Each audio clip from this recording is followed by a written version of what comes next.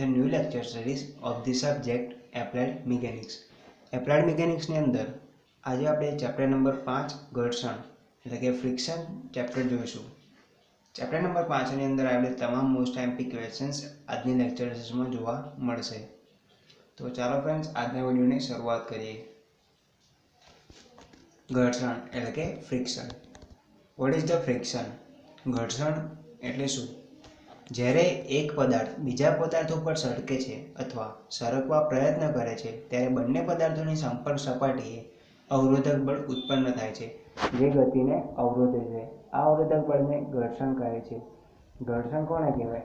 જ્યારે એક પદાર્થ બીજા પદાર્થ પર સરકે છે, એટલે ધારો કે આ જે સરફેસ છે અહીંયા એની ઉપર પી અને એફ એ કોઈ પદાર્થ છે, બરોબર, એ કોઈ સરફેસ ઉપર જ્યારે સરકે છે અથવા સરકવા પ્રયત્ન કરે છે ત્યારે બંને પદાર્થોની સંપર્ક સપાટીએ અવરોધક બળ ઉત્પન્ન થાય છે. જે સંપર્ક સપાટી હશે ત્યાં અવરોધક બળ ઉત્પન્ન થાય છે.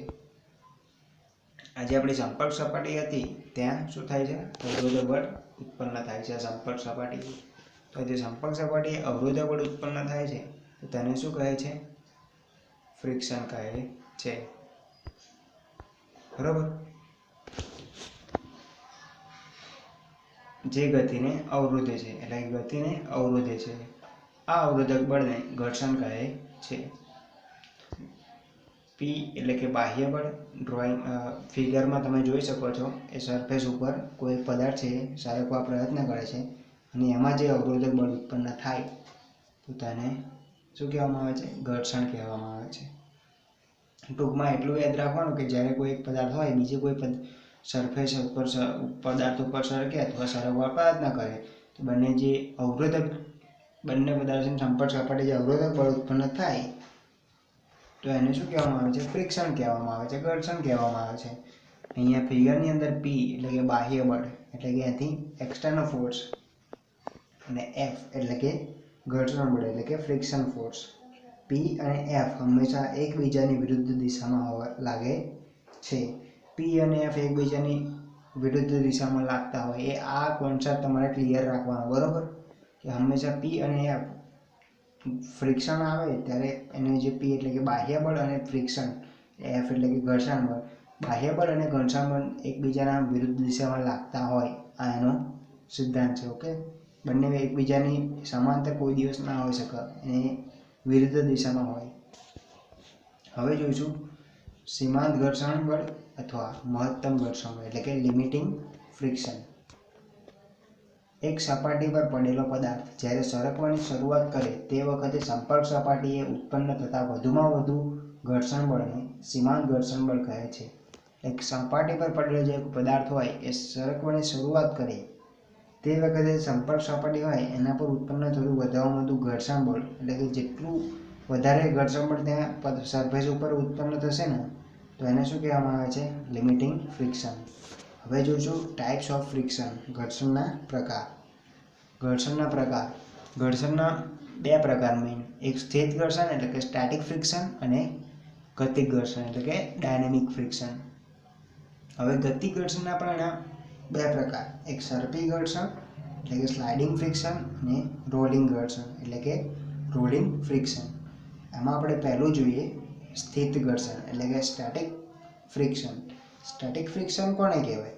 તો જ્યારે એક પદાર્થ બીજી સપાટી ઉપર સ્થિર પડેલો હોય અને તેને બળ લગાડતા તે બળની વિરુદ્ધ દિશામાં ઘર્ષણ બળ ઉત્પન્ન થાય છે.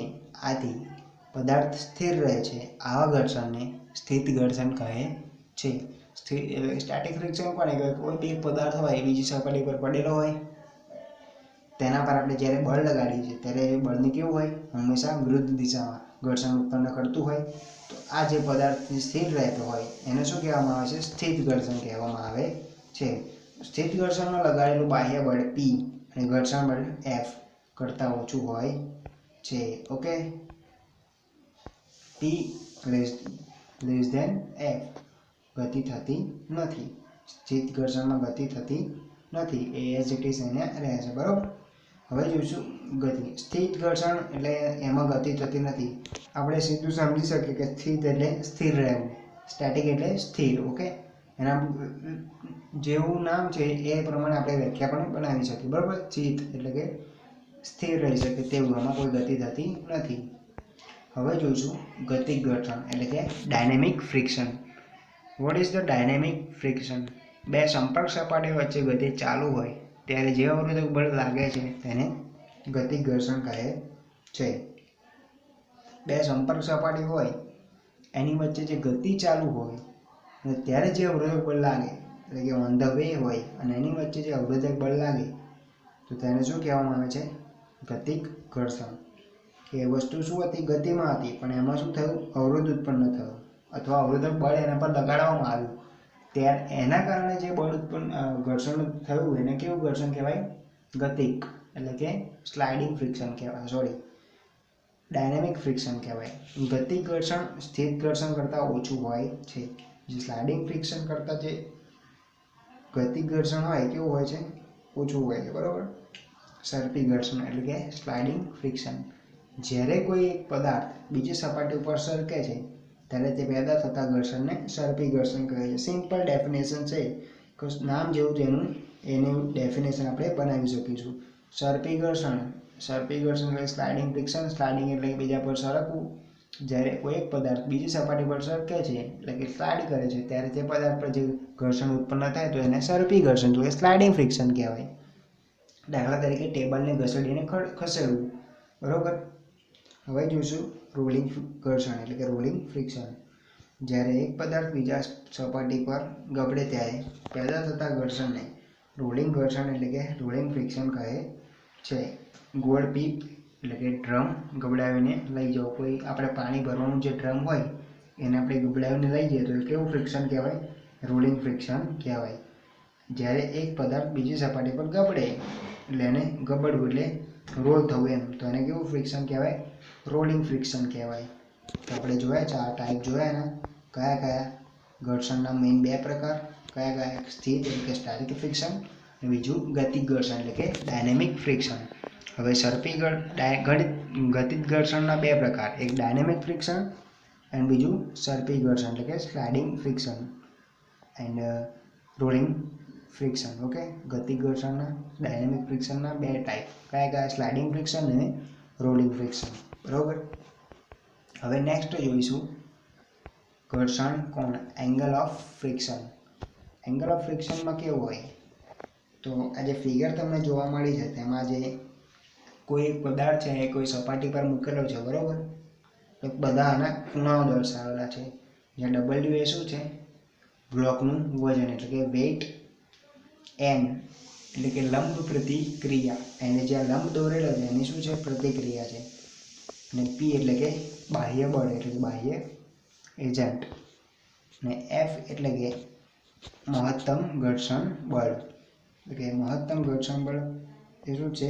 એફ દર્શાવે છે, બરાબર. અને R is equal to N અને એફનું પરિણામી બળ. અને જે આર જે શું છે? થીટા બનાવતું એન અને એફનું પરિણામી બળ છે. અહીં લંબ પ્રતિક્રિયા એન અને પરિણામી બળ આર વચ્ચેના ખૂણાને ઘર્ષણ કોણ એટલે કે એંગલ ઓફ ફ્રિક્શન કહે છે. ઓકે, થીટા જે છે એને શું કહેવાય? ઘર્ષણ કોણ એટલે કે એંગલ ઓફ ફ્રિક્શન. હવે જોઈશું કોએફિશિયન્ટ ઓફ ફ્રિક્શન, જ્યારે મ્યુ વડે દર્શાવાય. ઘર્ષણ બળ એફ અને લંબ પ્રતિક્રિયા એનના ગુણોત્તરને ઘર્ષણાંક એટલે કે કોએફિશિયન્ટ ઓફ ફ્રિક્શન એટલે કે મ્યુ કહે છે. Mu is equal to F by M. F શું છે? F is equal to F means ઘર્ષણ બળ અને લંબ પ્રતિક્રિયાનો એન ના ગુણોત્તર એટલે કે ભાગાકાર કરવાનો, એને શું કહેવામાં આવે છે? ઘર્ષણાંક એટલે કે મ્યુ કહેવામાં આવે છે, એટલે કે ટેન થીટા. વિશ્રામ કોણ, એંગલ ઓફ રિપોઝ. વિશ્રામ કોણ કોને કહેવાય? ત્રાંસી સપાટી પર પડેલા પદાર્થ સપાટીનો ખૂણો ધીરે ધીરે વધારતા જે ખૂણે નીચી તરફ સરકવાની શરૂઆત કરે તો તેને શું કહેવામાં આવે છે? વિશ્રામ કોણ એટલે કે એંગલ ઓફ રિપોઝ કહે છે. હવે નેક્સ્ટ મોસ્ટ આંબી ક્વેશ્ચન જોઈએ. સાબિત કરો કે વિશ્રામ કોણનું મૂલ્ય સીમાંત ઘર્ષણ કોણ ફાઈ થીટા જેટલું હોય છે. આકૃતિમાં દર્શાવ્યા મુજબ ડબલ્યુ એટલે કે વજનનો એક બ્લોક ત્રાંસી સપાટી ઉપર પડેલો છે જ્યાં એ ઇઝ ઇક્વલ ટુ ત્રાસી સપાટીનો સમક્ષિતિજ સાથેનો ખૂણો. આજે એ નહીં આલ્ફા, આજે આપણો એ છે બરાબર, એ શું દર્શાવે છે? ત્રાસી સપાટીનો સમક્ષિતિજ સાથેનો ખૂણો. અને જે વજન ડબલ્યુના બે ઘટકો છે, એક સપાટીને લંબ ઘટક અને બીજું સપાટીને સમાંતર ઘટક. એમાં કયું સપાટીને લંબ ઘટક કયું છે? તો આ ડબલ્યુ કોસ આલ્ફા. આ જે ડબલ્યુ કોસ આલ્ફા છે એ કેવું છે? સપાટીને લંબ છે. અને જ્યારે સપાટીને સમાંતર કહેવામાં આવે તો એને કયું કહેવામાં આવે? W sine alpha. એટલે કે ડબલ્યુ સાઇન આલ્ફા છે અને સપાટીને કેવું છે? સમાંતર છે એમ. તો આકૃતિ પરથી F is equal to W sine alpha. સૌપ્રથમ સમાંતર ઘટક લઈએ આપણે, એફ ઇઝિકલ ટુ ફ્રિક્શનનો બરાબર, F is equal to W sine alpha અને N is equal to W cos alpha. F by N એટલે કે W sine alpha upon W cos alpha is equal to tan alpha. F by N is equal to tan alpha is equal to mu. એને સમીકરણ 1 નામ આપી દે, કારણ કે F by N is equal to શું થાય? આપણે ઉપર અહીંયા જોયું, F by N is equal to શું થશે? મ્યુ થશે બરાબર. આપણે અહીંયા ઉપર જોવું જોઈએ બરાબર, કોએફિશિયન્ટ ઓફ ફ્રિક્શનમાં F by N is equal to mu થાય, એટલા માટે અહીંયા મ્યુ. પરંતુ આપણે જાણીએ છીએ કે mu is equal to ten theta, કારણ કે આપણે જે મ્યુ હતું ઉપર એનું શું થતું હતું? ટેન થીટા થતા હતા. અને સમીકરણ 2 નામ આપી દઈએ. સમીકરણ 2 1 અને 2 પરથી ten alpha is equal to ten theta. Mu ઉડી જશે બરાબર બંનેમાંથી. તો શું વધશે? Ten alpha into ten ઇઝિકલ to ten theta. તો આલ્ફા ઇઝિકલ ટુ થીટા. આ એનું સૂત્ર સાબિત થઈ ગયું. શાનું? વિશ્રાંક કોણનું મૂલ્યનું સીમાંત ઘર્ષણ કોણ. હવે જોઈશું સ્થિત ઘર્ષણના નિયમો. મોસ્ટ આઈએમપી ક્વેશ્ચન્સ આ એક્ઝામમાં હોય તે 3 માર્ક્સમાં પૂછાય અથવા 2 માર્ક્સમાં પણ પૂછાઈ શકે છે. તો સ્થિત ઘર્ષણના નિયમો પૂછાય, લો ઓફ સ્ટેટિક ફ્રિક્શન. તો આ 5 ફ્રિક્શનના નિયમ લખી દો તો તમને પૂરેપૂરા માર્ક્સ મળી જશે. ઘર્ષણ બળનું મૂલ્ય પદાર્થ પર લાગતા બળના મૂલ્ય જેટલું જ હોય છે. એટલે કે P ઇઝિકલ ટુ F. ઘર્ષણ બળનું જે મૂલ્ય હોય એ કેવું હોય? પદાર્થ પર લાગતા બળના મૂલ્યો જેટલું જ હોય, જે આપણે આગળ સમજાવ્યું. ઘર્ષણ બળ પદાર્થ જે દિશામાં ખસવાનો પ્રયત્ન કરે છે તેની વિરુદ્ધ દિશામાં લાગે છે બરાબર. તો જે ઘર્ષણ બળ હોય, જે પદાર્થ હોય, એક દિશા જે દિશામાં ખસવાનો પ્રયત્ન કરે તેની વિરુદ્ધ દિશામાં એ લાગે છે ઘર્ષણ બળ. ઓકે. તો સીમાંત ઘર્ષણ બળ F અને લંબ પ્રતિક્રિયા N નો ગુણોત્તર અચળ રહે છે. F by N is equal to mu is equal to અચળ. હવે જોઈશું ઘર્ષણ બળ બે સંપર્ક સપાટીઓની રફનેસ ઉપર આધાર રાખે છે. ઘર્ષણ બળ હોય એ કેવું હોય? બે સંપર્ક સપાટી હોય એની રફનેસ ઉપર એ આધાર રાખતું હોય.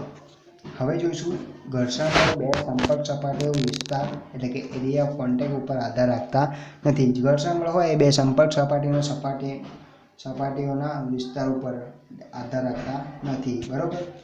તે શેના પર? ફ્રિક્શન ઉપર આધાર રાખે છે, સમાંતર અથવા લંબ ઉપર. તો ચેપ્ટર નંબર 5 અહીંયા પૂરું થયું. નેક્સ્ટ લેક્ચરમાં ચેપ્ટર નંબર 6 જોઈશું. જો ત્યાં સુધી તમે અમારી ચેનલને સબસ્ક્રાઇબ ના કરી હોય તો આઈડિયલ એન્જિનિયરિંગ ચેનલને સબસ્ક્રાઇબ કરી બાજુ પર આવેલા બેલ આઇકોનને પ્રેસ કરી દો. અને જો તમે ડિપ્લોમા કરતા હોય મિકેનિકલ એન્જિનિયરિંગમાં તો તમારા માટે આ ચેનલ બહુ મોટું જ બેનિફિટ થશે, કારણ કે 6 સેમિસ્ટરના ગુજરાતીમાં વિડીયો જોવા માટે અમારી ચેનલ તમે સબસ્ક્રાઇબ કરી દેજો, જેથી તમને ડિપ્લોમાના કોઈ બી સબ્જેક્ટમાં લોડ નહીં પડે બરાબર. કારણ કે ગુજરાતીમાં વિડીયો બનાવતી એકમાત્ર અમારી ચેનલ આઈડિયલ એન્જિનિયર. હવે મળીશું નેક્સ્ટ લેક્ચરમાં. ત્યાં સુધી જય હિન્દ, જય ભારત. લાઇક અને સબસ્ક્રાઇબ ટુ માય ચેનલ.